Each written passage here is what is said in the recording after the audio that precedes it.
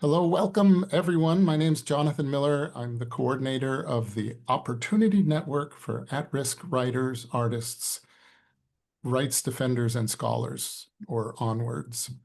This interactive session on improving your digital security will provide a basic introduction to digital security for individuals involved in human rights, academia, the arts, and media.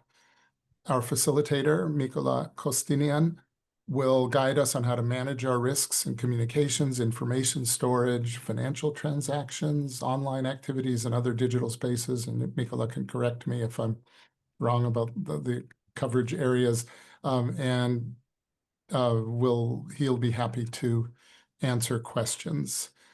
Just quickly about ONWARDS for those who encounter this online later, or those of you who don't know who are on this session. ONWARDS is a collaborative initiative of U.S. civil society groups that's designed to help people with fellowships, sponsorships, residencies, or other short-term arrangements in the United States to find stability once their temporary placements are over. So we offer free workshops and information sessions, and we have a growing list of resources of all sorts online. I will post some links in a second.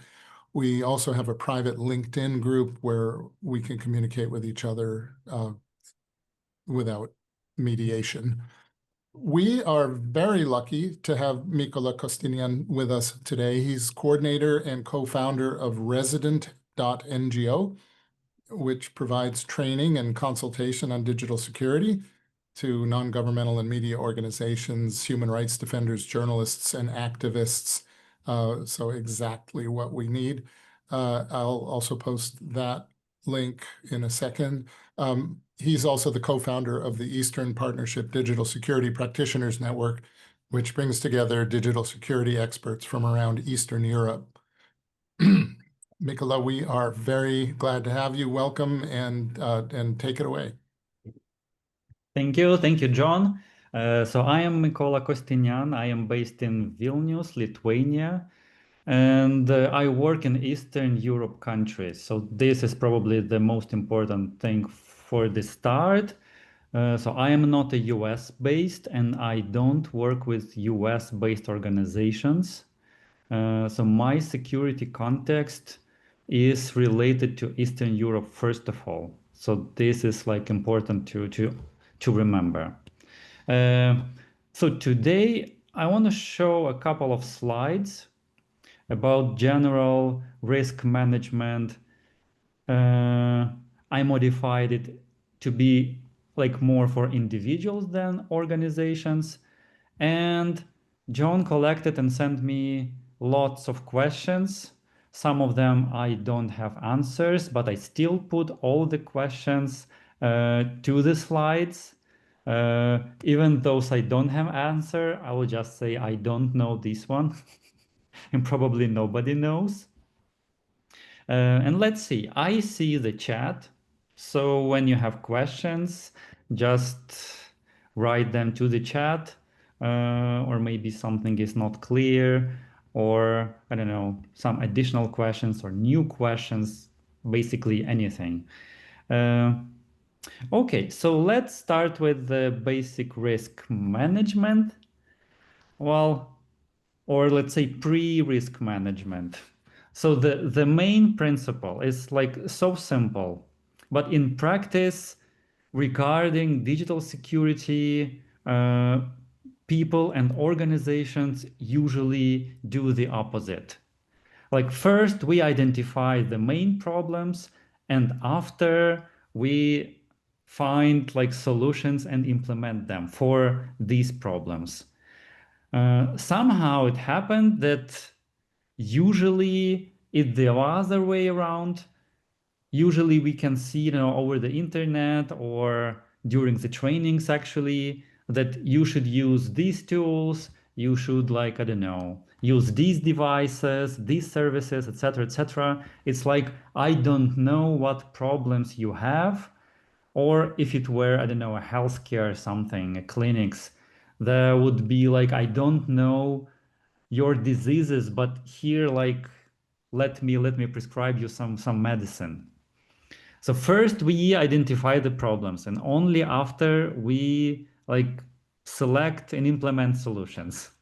So before we have a list of the main problems, it probably would be better to do nothing. I mean, don't try to implement anything unless you really understand what are the main problems, and then this solution you're going to implement are actually solving the main problems. Okay. Probably one of the most important slides, and here I would probably show these pages on the screen.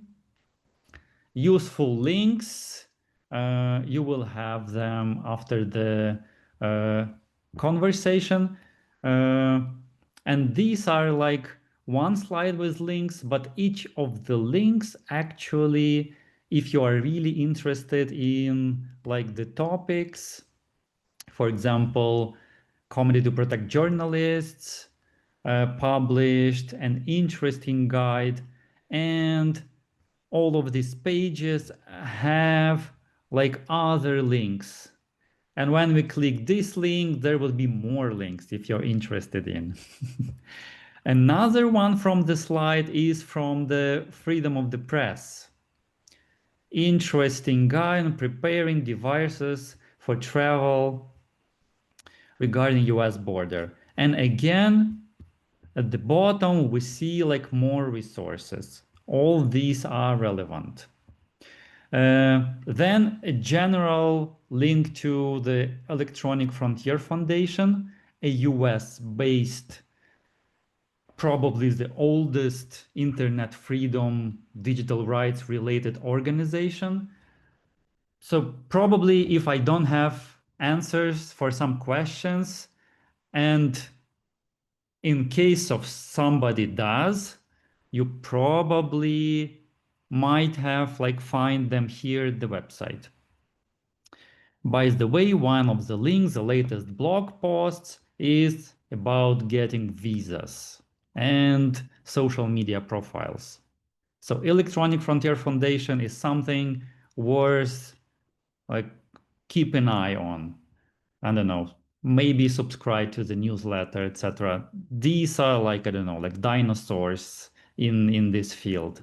Everyone knows the EFF. At the conferences, you might see their stickers, I don't know, some nice stuff you can have. Well, EFF is something really, really cool. By the way, this EFF has SSD, stands for Surveillance Self-Defense, a website with specific guides about different topics. Again, worth checking, visiting, etc. What else do we have here? Digital first aid kit, interactive phishing training, we'll have the link a bit later as well, and one video course. Basically, John has found me because I was one of the speakers at this online course designed by OSC. So this is probably, I don't know, the most useful thing from the conversation. I mean, this one is the most important, and this one like a second most important. Now to the basics, to the basic of the risk management. So again, problem solution. To identify the problems, we have the risk assessment. It is not something, well, it is kind of intuitive, but there are like international standards, theory and practice related to the risk assessment and risk management in general. But basically, if we are individuals, not organizations, I would say, first of all, create a list of what do you want to protect. These called assets in information security theory. These are some specific data you want to protect, devices, accounts, messengers, processes, anything. So what do you want to protect? A list of the most important things to protect. The second stage is we go one by one from the list and think about what bad could happen to this asset. What do I want not to happen to this one? And we evaluate the probability of the event and impact. And this could be 1, 2, 3, 1, 2, 3, 4, 5, like it doesn't really matter. 1, 2, 3 is absolutely enough, especially for an individual. So if we believe the probability is high, it would be 3. And if we believe the impact is high, 3. So this would be a high risk. And again, high impact is like really high impact when something very, very bad happens. Like we can no longer do important things we wanted to. Super bad thing like, I don't know, getting imprisoned. Something really, really bad. And like if something happens and we didn't like it, but well, our operations are still ongoing, and I don't know, we are basically good to do everything we want to do, well, the impact is low then. And well, when we have these bad events for each of the assets and we have their probability and impact, so we can rank them. And this ranked list of unwanted events evaluated by probability and impact, these are actually our risks. So there will be the highest one, like the second one, the third one. And well, in case of you do risk assessment and you see there are like, I don't know, 5 and more high risks, well, it's probably or they are duplicating each other, or you are a super high profile, super high risk person, or maybe you overestimated some probabilities or impacts. And the probability, well, it's not like I feel this might happen. Well, it is important to feel intuitively, but well, probability is, well, if this actually happened to someone with a similar context within, let's say, last 12 months, when then yes, we can say probability is high. But if something we don't want to happen and never happened to anyone like me, well, maybe the probability is not high. Well, again, it's super individual. It's like not high math. Okay, so we have a list of bad events. We have the first one, these are the highest risk, and the second one, the third one. So what to do with them? It's called risk treatment, like what decisions we want to take regarding each of the risks. And there are 4 like the most common strategies. Again, according to the theory, practice, international standards, whatever. Well, so first, like to avoid. Avoid means don't do the project. Don't travel to a dangerous place. Like don't do something associated with the risk. So we are avoiding the risk completely. For journalists, it might mean don't do the story. Don't do the investigation, for example. We avoid the risk. Or sometimes, let's say in a high risk environment for a human rights defender, it might be stop being a human rights defender. It's a valid like decision, and everyone has right to take such a decision. Could you please clarify the probability risk range applied to assets? Probability would apply to humans. So here I mean the probability and impact applied to unwanted event. For example, my asset is my messenger, and unwanted event, someone to hack my messenger. I don't want this to happen.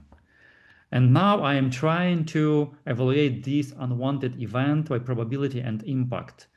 So I know the field, the context, and I know that, well, sometimes it really actually happens to human rights defenders.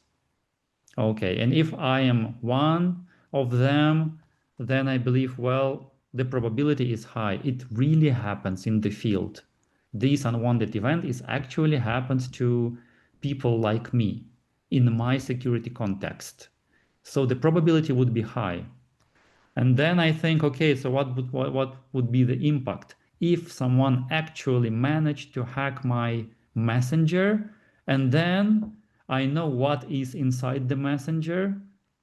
I can imagine the consequence. And well, let's say, well, yeah, the impact is super high because I communicate with high risk people from different places.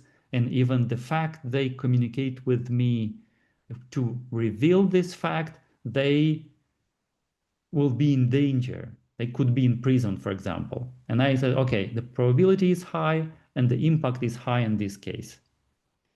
So this probability and impact is for an unwanted event related to our important asset.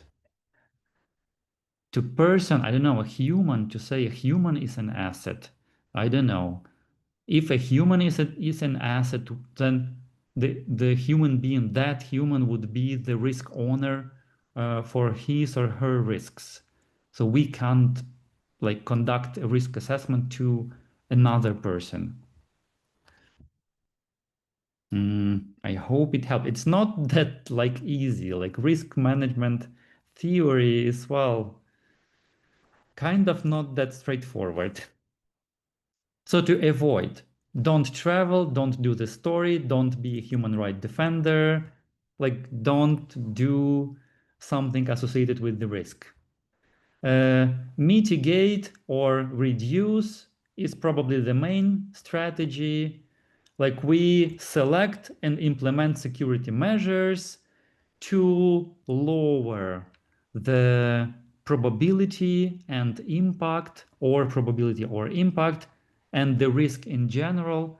Again, not eliminating the risk, but reducing the risk to an acceptable level. And here is interesting thing, the acceptable level. For different people, the acceptable level of risk would be super different. There are risk-seeking people. And I would say among journalists, human rights defenders, probably the percentage of risk-seeking people is higher than in general for the population. So just keep in mind that you might, I don't know, have partners, colleagues with higher tolerance to risk. So something acceptable for them might be not acceptable for you. So again, mitigate is not eliminating the risk. It's just implementing some security measures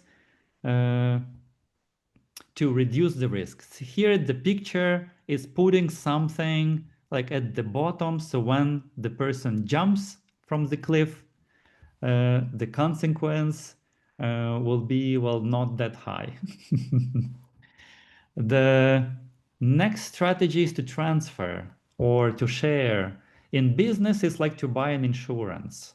In a civil society project, it might be something, let's say, I will not travel to that dangerous country, but someone else will travel instead. And maybe for that person, the risk will be like, I don't know, lower than for me. Or the person is better prepared. Or the person is local and don't have to travel there. So, I mean, someone else might do something for you. Or let's say I want to host a website and I will not like administrate the website myself, but I will use some, I don't know, managed hosting, and someone else, a team of developers, will like protect and maintain the website, so I don't have to do that. In this case, let's say it's transfer to. And to accept. To accept means we know this, we have this risk, and we don't have energy, don't have resources or anything, but well, we choose to accept the risk and do nothing. Here at the picture, the person just jumps and that's it. Our mission, our project, our, I don't know, something might be so important, and we have the right to decide, well, we do this anyway. The risk is there, but we accept the risk and okay, let's do it. Hopefully, we are fine. So these are the main strategies. So in the end, let's say we have a list of our risks. Risk number one, the highest one, the second one, the third one. And for each of them, we can decide. For example, risk number one, we decided to reduce or mitigate. And we developed or selected some security measures to implement. For risk number two, we decided to mitigate as well. And let's say like risk number three, we decided to accept and to do nothing. We have the right to do that. Risk number four, for example, we decided to avoid. Don't travel, don't use the platform associated with risk, don't do something associated with risk. And number five, let's say we bought an insurance, and if someone steals our computer, well, at least the cost of the hardware would be, reimbursed. So just as an example. And if we don't have time for all this, need a simple solution, just find some support assistance, consultancy.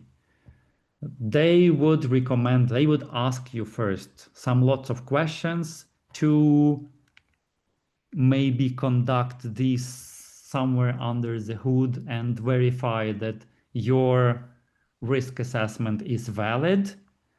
They will offer some security measures, and then you will have to implement them. And if you are not able to implement again, you can ask for help, hopefully, to help to implement the security measures as well. And repeat every 12 months. This, let's say, simplified risk management process for those who don't have, time, energy, etc. For journalists, human rights defenders who have their organizations affiliated with, I would say it's better to have an organization and the organization to manage the risks and to configure your devices, accounts, etc., etc. An organization has more capacity than an individual. And if you don't have an organization, there are some communities or, committee to protect journalists, or if you're investigative journalism, these OCCRP, there are different, umbrella organizations to ask for assistance. So that would be probably a nice solution. To join an organization and them to include you into their risk management process. And here are two quotes from ISO standard, basically saying that, well, if implementing the security measures might be more expensive than the actual risk, so then it's not cost effective. So we can do nothing if our security measures are more expensive than the damage from the risk if it happens. And then we can, yes, accept the risk if it's not very high and, well, it's not cost effective again to select, implement the security measures. This is a kind of supporting the strategy to accept the risks. I mean, we should probably do something about the risks if they are, I don't know, really high.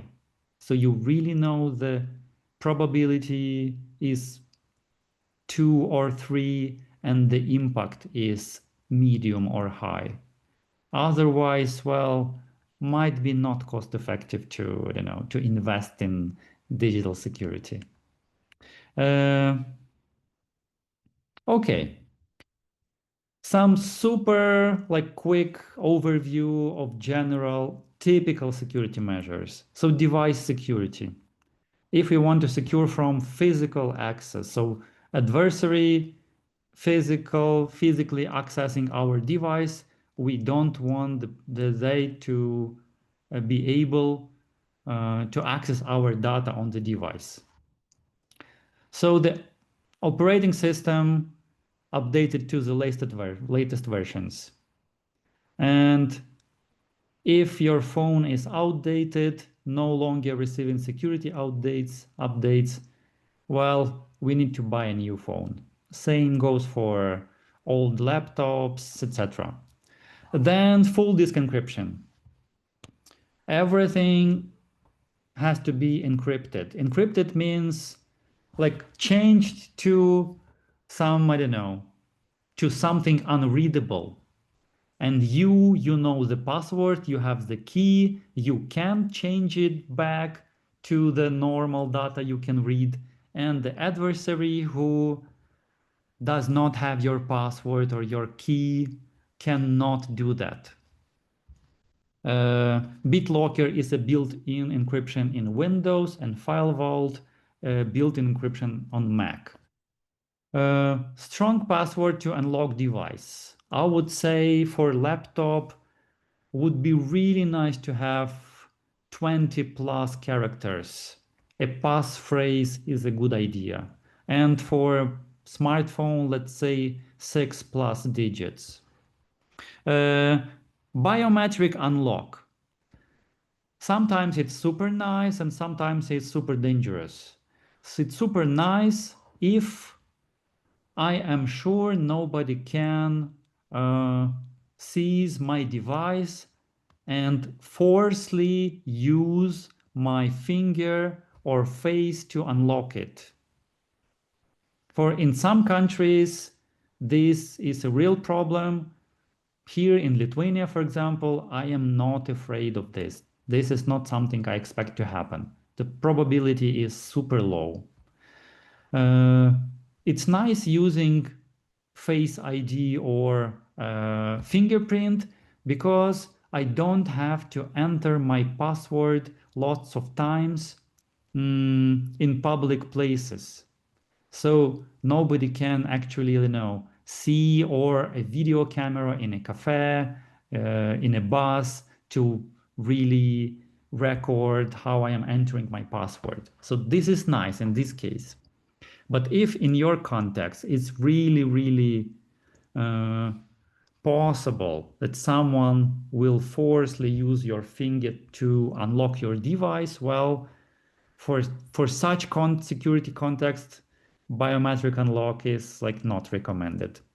Again, security exists only in a context. Lock screen notifications. We want content to be switched off. I mean, on a lock screen, not to show the content of messages, for example. Otherwise, it is possible like to steal your phone and try to log into a messenger on another phone with your number and to see the verification code on your locked screen and hack your messenger. So notifications on lock screen is better than to not show the content of the messages. To lock the device and don't leave it unattended, unlocked. Manually On every smartphone, usually it's a power button, just locks my device. On a laptop, I can close the lid, but again, please check. So you close the lid and open it, like even for 2 seconds. It has to ask your password.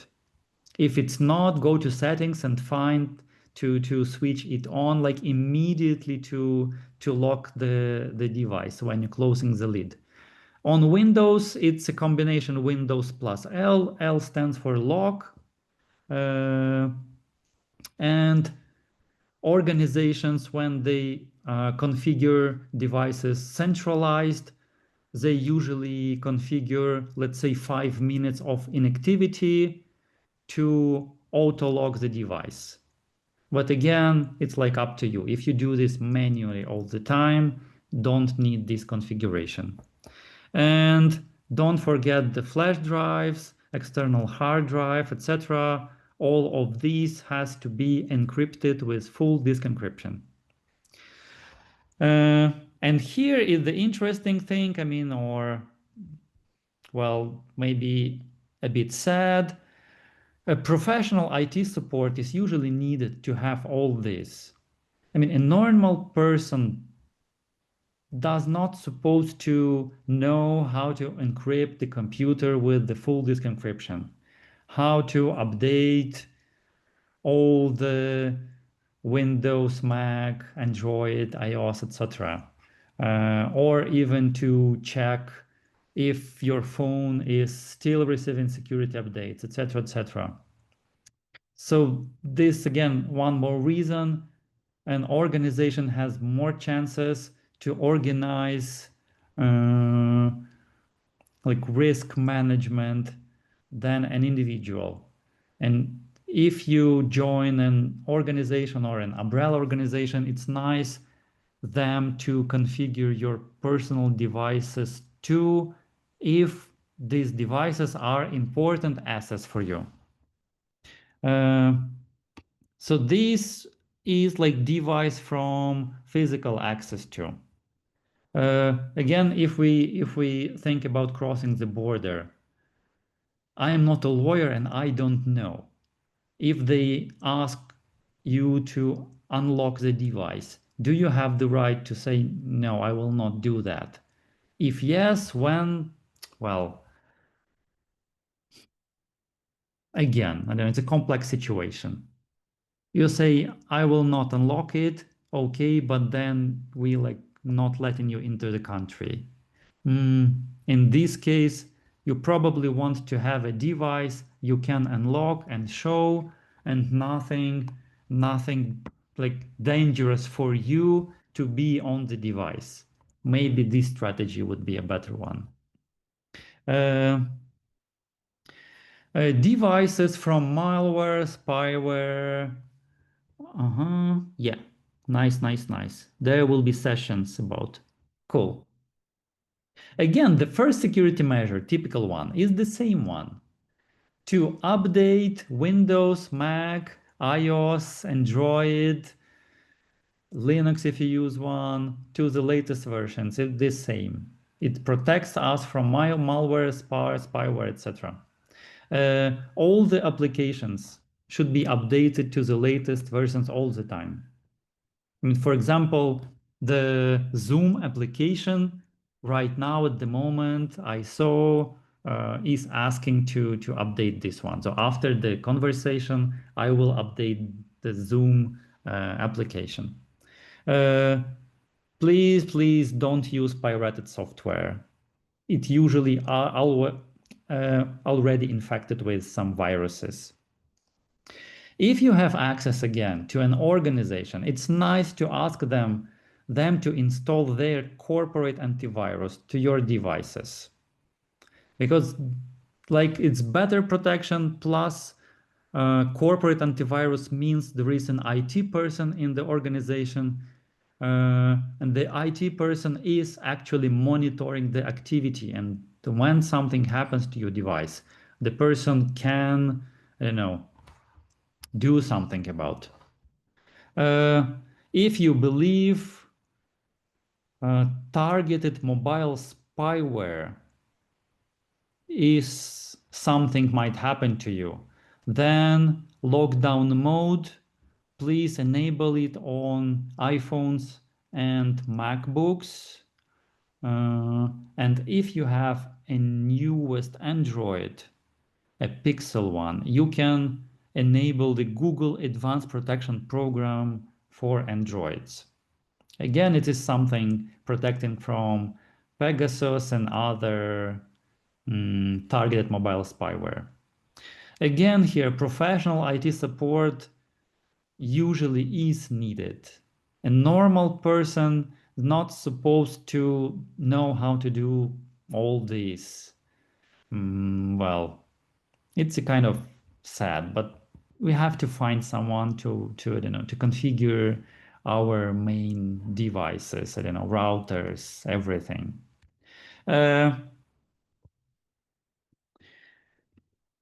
Accounts. We will have some questions later regarding the accounts, but here the general information. The account security. Like, first of all, let's start with jurisdiction. Again, for US-based services, there are procedures how US authorities can access some data from the US-based companies. So if you believe the US authorities are your adversaries, and if you keep something super sensitive on Google Drive, a US-based service, or receiving such documents or data using Google Mail or I don't know, Yahoo or Microsoft, it might be not very good for you. But again, there are lots of if. For the majority of users, everything is fine with the US-based jurisdiction. For people who started moving away from US-based email services, for example, I know Proton Mail became really popular one. It is based in Switzerland. Again, I wouldn't say it's like more secure than a Google email, but the jurisdiction is different. So if you feel like the US based something is not safe for you, maybe you could move to Proton Mail. But again, just remember, if you are exchanging emails with other people and they are using US based Gmail, for example, so you are sending a super sensitive document from your Proton Mail to a Google Mail. So these documents will still appear on Google services.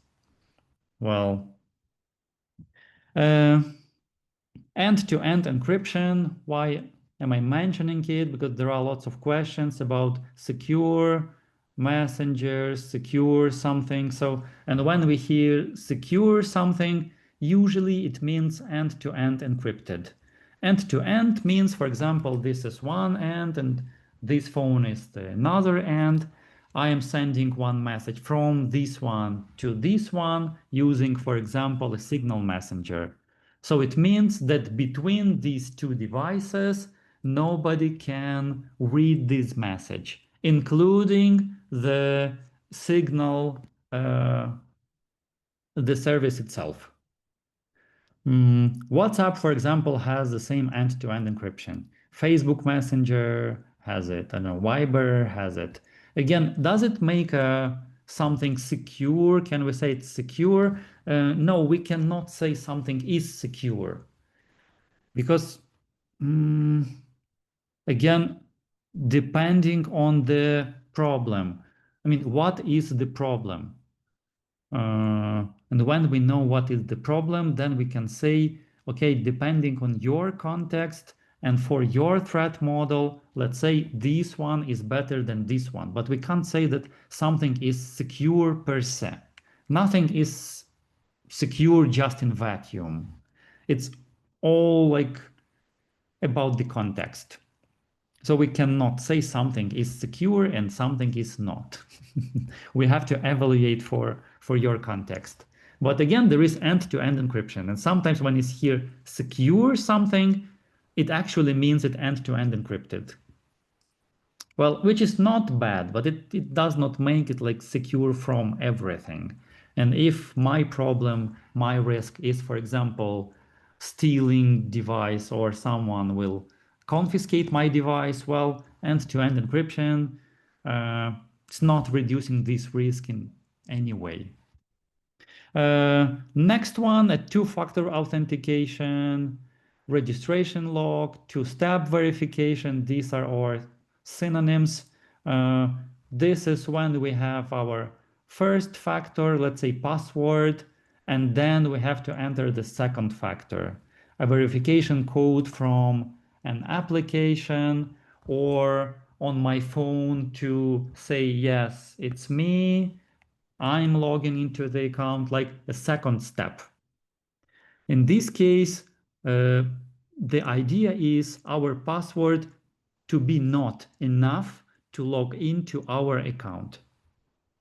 So in case of even my password is compromised, this should be not enough to hack my account. There should be a second step. Could be configured everywhere, like, I don't know, on Dropbox, on Google, Microsoft, Signal, WhatsApp, well, Facebook, everywhere. Strong password, again, we'd like to have 20 plus characters, unique for important services and devices, and not containing, like, you know, birthday, other personal information, etc. We want to check active sessions from time to time when we go to a messenger or to account settings and to see what are the active sessions or what are the active devices, who is logged in right now, this moment, to this account. Well, and usually it's all fine, but sometimes people see something unusual there. Like, wow, this is not my iPhone logged into my Google Mail. This is not good. Let me like end this session. So this is something like to review from time to time. You can see this again on Signal, on WhatsApp, on other messengers, in other accounts, like everywhere.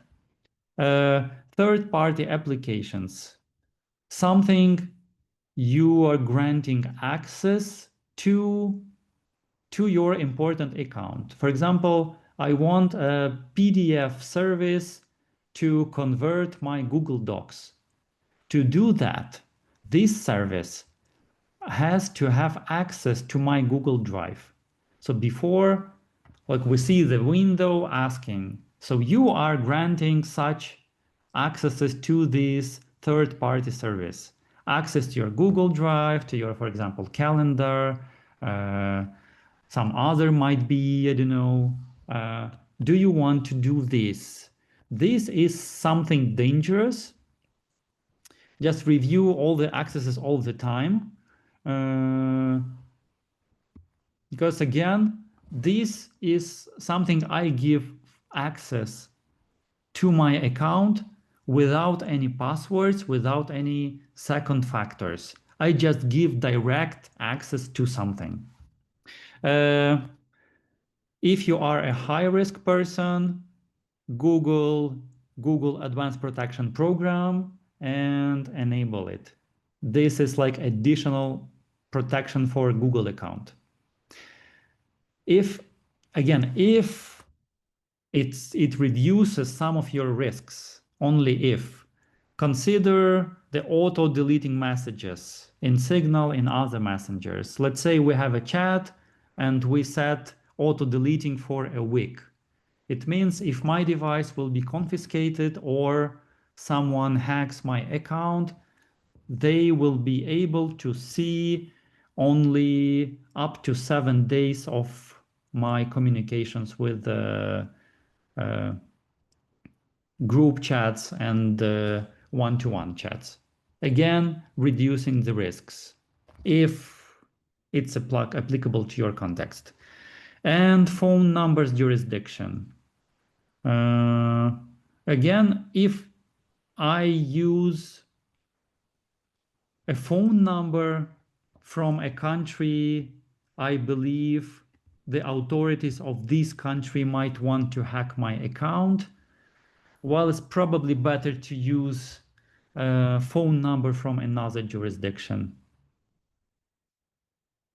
Just them not to be able to steal your SMS with the verification code and log into your messenger.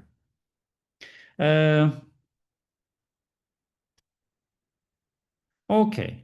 And finally, the questions. Again, as I said, I warned you, for lots of them, I don't have answers. So scammers and identity thieves. Well, there are like targeted, sophisticated attacks, like tailored for you, dangerous attacks. And there are some general things like general, I don't know, emails, you won a lottery or something like low level, sent to, I don't know, 1 million of different emails, hoping that some of them would click. Normal people.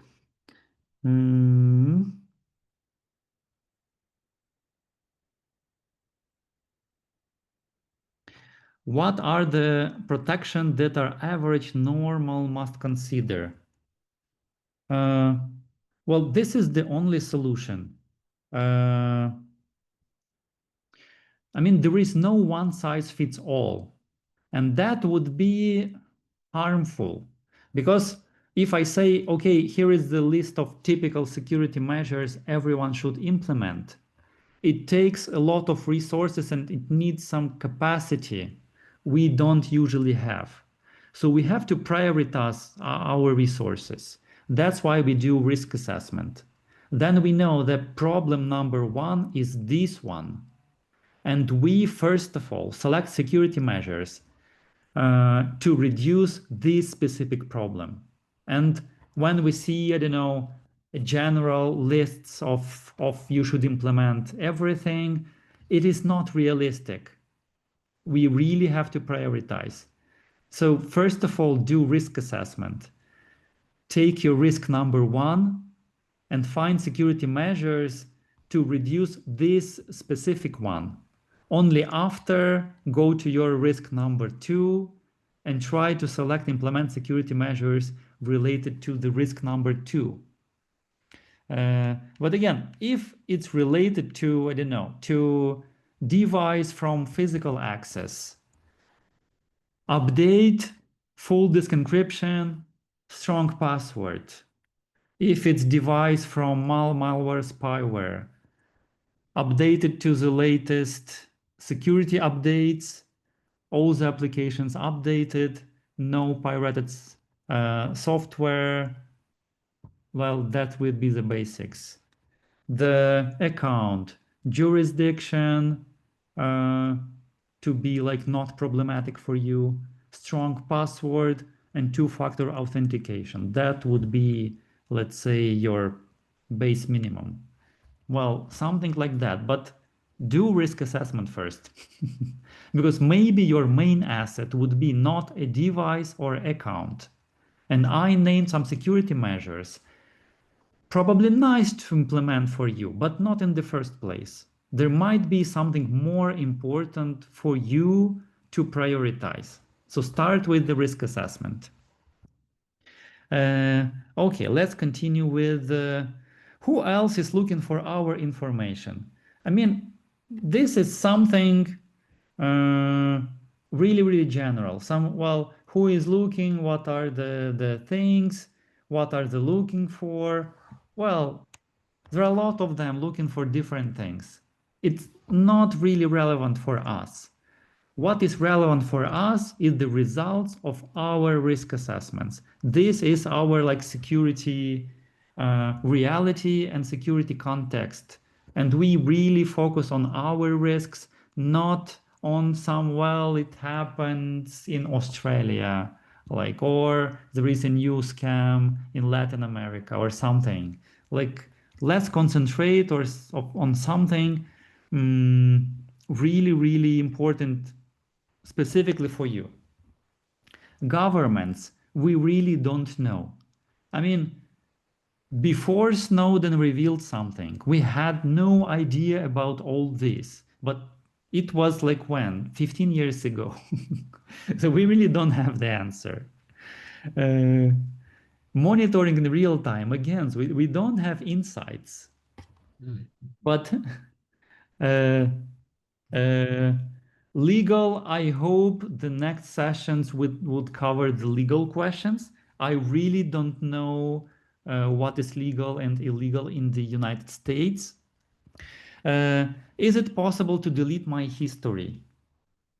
I open something. Yes, for example, I just Google how to delete my like data on Facebook.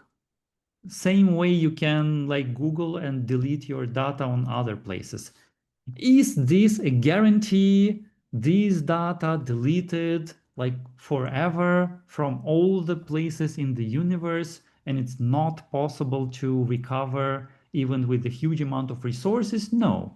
But again, we are reducing the risk. We are not like eliminating it at all. So we do what we can. If you have reasons to do that, yes, you can delete, well, data. Same, yes.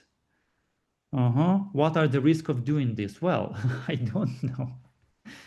Do risk assessment. Well, you deleted the data from your Facebook. Well, I don't know. For me, it would be not problematic. Like for me, it's not risky. I could do this like this moment and nothing happened for me. Uh, can I download data from? Again, I Googled it and let's say, yes, you can download your data from Facebook, from other places. If you really need this, just Google how to like download my data from and the name of the service. Uh, should I have alternate social media identities?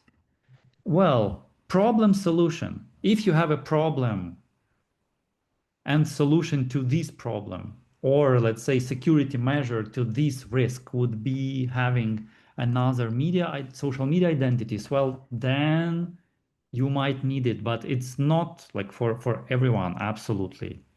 It's super specific thing. You should really, really realize I need this one because of, and this one would really, really reduce my risk. So it's for you to decide. Recognize phishing attempts. Here is the link, Shira up.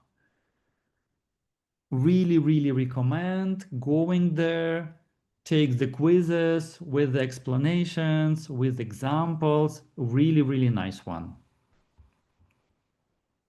Okay. What should I do? Accounts being hacked. Well, it's better to prevent, first of all. And how to prevent? Strong password and two-factor authentication, first of all. And if it already happened, well, try to log in if you have still access, change the password and enable two-factor authentication and go to active sessions and end all the sessions which are not yours. If you are lucky, you will manage to do that. But again, it's better to prevent than to react. Secure browser. Well, what is secure browser? For me, a usual browser is secure enough. Private mode works. And when you open a private window, it honestly says everything it does, and it says everything it does not. In Google Chrome, for example, I open it and it says, it is not protecting you from internet service provider. It is not protecting you from the website you're visiting to know about you. It is not protecting from the, but what it does not save your browsing history on this device. So just read carefully when you open a private window, it says what it does. Secure communication, again, depending on jurisdiction. For me, Gmail is secure. For me, Microsoft is secure, ProtonMail is secure. For me, all these are secure. For me, is not secure a service based in Russia, for example, in China. For me, it is not secure. For your context, it might be different. So just consider your threat model. So what makes it secure? A jurisdiction to be okay for you. If it's a messenger end-to-end encryption I mentioned, but again, it seems like everyone does have this end-to-end encryption. And well, I would say this would be enough. Secure for email communication. Gmail, for example. ProtonMail if you don't like US jurisdiction. Messaging and voice, same. Signal is nice. WhatsApp is nice. But again, everything should be secured. You have to secure it first. Enable two-factor authentication on Signal, on WhatsApp, on ProtonMail, on Google, etc., etc. So if you secured it and if jurisdiction is okay for you, this communication platform is secure. Secure platform for some communication, less secure for others. If you need to, again, if you need to. There is no recommendation specifically. Well, if you can use a more secure one, well, better secure more secure one. If you cannot, but you still need to communicate, well, okay. Burner phone, I don't know. I mean, problem solution. What is the problem you want to solve by having a burner phone? And if you could describe this one, we could probably discuss if we had time and to see if it's really solving the problem. For a normal person, a burner phone probably it's something hard to maintain. Like you have to have some, I don't know, spy skills. It's not something that obvious how to use it if you want to, I don't know, hide your location or something.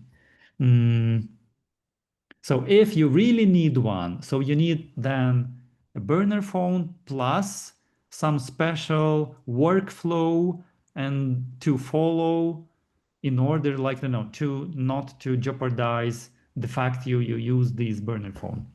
Travel laptop. If you travel to dangerous places or have to cross borders, and there are some risks related to, yeah, travel laptop is a good idea. Good idea. So if there is already emails sent, you cannot unsend them. It's already there on your email service provider servers, people you're corresponding with. But there are some messengers. Sometimes you can delete messages for you and for the another person. Just check for your messengers. Sometimes it is available. Sometimes it is available during some time after you send the message and is not available after that time. So it's different for different messengers. Otherwise, SMS not possible, email not possible. You send it, it is already stored somewhere. You don't control this. And money transfers, I don't know. For me, just a normal, I don't know, money transfer is secure enough. And for dangerous countries, for each, there is no one size fits all. For each of them, the procedure to send money would be different. So here is better to ask people who are doing that on a regular basis to specific country you are interested in. So this is probably the best way to find out how to securely send that. And there are really Google Drive, Dropbox, other. We should know the jurisdiction is the United States of America, and that you can secure these accounts by strong password, two-factor authentication, and review the active sessions. If the US-based jurisdiction is okay for you, it is fine to use them. Legal problems, legal problems I don't really know, but you will have a separate sessions about to wipe a hard drive, to enable, to encrypt with full disk encryption, and after to format it. This is the way how to wipe it. To securely preserve important data, to store it in a few places at the same time, to have backups, and to secure all the clouds and devices you have these backups on. It's a kind of sounds easy, but really hard to implement. Again, if the US-based jurisdiction is okay, it's not a problem to store them on Google Drive or Dropbox. It's totally fine. Store passwords, card numbers. Here is the link to 1Password. Would really recommend this password manager. Try it. I hope you like it. The best way to store password, card numbers, etc. And physical items, don't really know. Physical security is another field of, of knowledge. Okay. So these were all the slides. Let me show the most important slide. That first you identify problems, only after you try to solve them. This would be, I don't know, super cool if we remember this one thing and have the next slide with the links. That would be, I don't know, a success. John? Great. Thank you so much. There's so much to process there, but I believe we will have the video of this so you can look at the slides again, everybody. And also, Mykola, you might send the I slide will send the slides. Yeah, of course. well. Yeah, with all those links, that could be really helpful. I don't have any more questions, and I'm conscious that we're 8 minutes long for folks. I appreciate those of you who stayed on. Does anyone else have any last words they'd like to say? No, if not, thank you so much. Thanks to all of you who came, and thanks to our expert consultant. We feel quite privileged to have had an hour of your time. Thanks. Thank you very much. Bye-bye.